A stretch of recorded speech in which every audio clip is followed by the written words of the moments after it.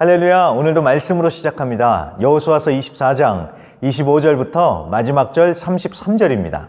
그날에 여호수아가 세겜에서 백성과 더불어 언약을 맺고 그들을 위하여 율례와 법도를 제정하였더라. 여호수아가 이 모든 말씀을 하나님의 율법책에 기록하고 큰 돌을 가져다가 거기 여호와의 성소 곁에 있는 상수리 나무 아래에 세우고 모든 백성에게 이르되, 보라, 이 돌이 우리에게 증거가 되리니 이는 여호와께서 우리에게 하신 모든 말씀을 이 돌이 들었음이니라. 그런즉 너희가 너희의 하나님을 부인하지 못하도록 이 돌이 증거가 되리라 하고 백성을 보내어 각기 기업으로 돌아가게 하였더라.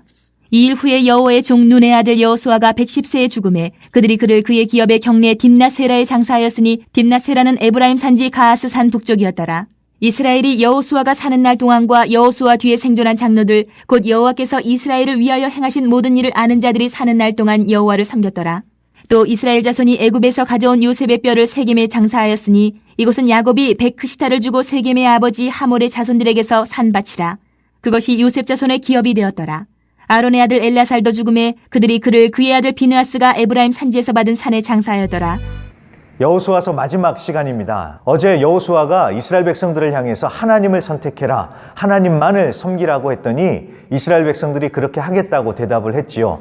그런데 대답만으로는 부족했는지 여호수아는 그것을 글로 쓰고 큰 돌을 가져다가 언약의 증표, 기념비를 세웁니다. 자, 이렇게까지 한 이유가 무엇일까요? 이 생존이 달린 문제이기 때문에 그렇습니다. 죽고 사는 것이 하나님께 달려있기 때문에 하나님을 온전히 따르지 않으면 망하고 끝장이 나는 것입니다. 그래서 여호수아는 마지막 힘을 내서 이렇게까지 한 것입니다. 물론 우리는 그 다음 스토리를 알죠. 이제 다음 주부터 보게 될 사사기에는 이 여호수아 이후에 이스라엘 백성들이 어떻게 타락해 갔는지 보게 될 것입니다. 그렇다면 여호수아의 오늘 이 마지막 노력은 헛수고일까요? 그렇지 않습니다.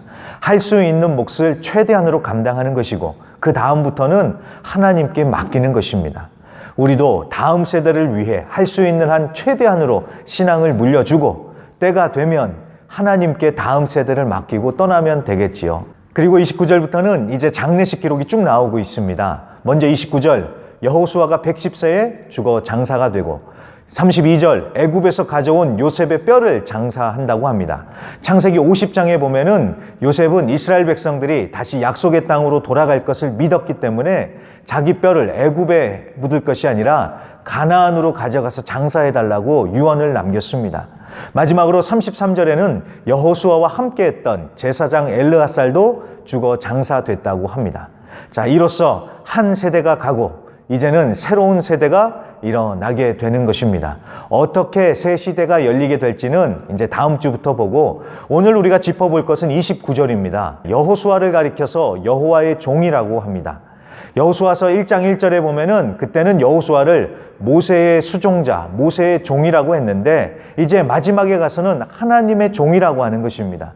그만큼 하나님을 믿고 충성되게 마지막까지 사명을 감당하면서 끝까지 하나님만 높였으니 사람들에게만이 아니라 하나님께 인정받은 것이지요. 내가 다른 이들에게 어떻게 기억이 될지, 특히 이 생이 끝나고 하나님 앞에 갔을 때 하나님이 뭐라고 하실지 생각해 보는 것은 굉장히 큰 도움이 되는 것 같습니다.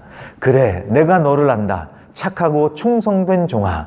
자, 이렇게 하나님이 반갑게 맞아주시면 얼마나 좋겠습니까? 그날을 위해서 우리가 매일매일 하나님의 말씀에 순종하며 충성되게 살면서 승리하시길 간절히 기도합니다.